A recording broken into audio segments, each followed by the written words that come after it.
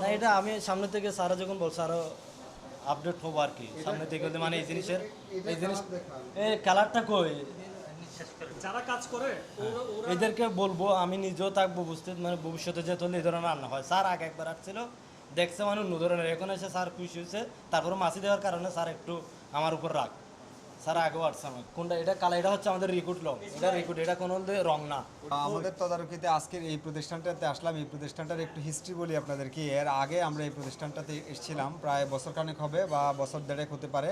তো এখানে আমরা প্রায় 2 লক্ষ টাকা অর্থদণ্ড করেছি। যে তখন উনি কেমিক্যাল ব্যবহার করতেন এবং ওনার অপরিচ্ছন্নতার মাত্রা ছিল অত্যন্ত খারাপ।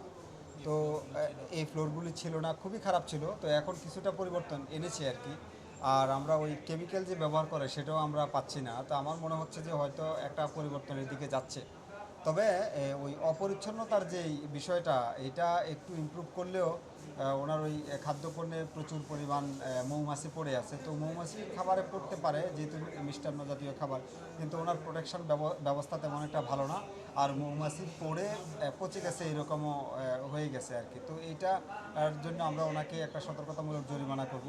আর এছাড়া আরও 3টা প্রতিষ্ঠানে আমাদের মেয়াদোত্তীর্ণ ঔষধ বিক্রির দায়ে 22,000 টাকা অর্থদণ্ড করা হয়েছে। তো আমাদের তদারকিটা শেষ হলে তারপরে আমরা ওনাকে জরিমানা ডিক্লেয়ার করবো আর সতর্ক করবো আর কি।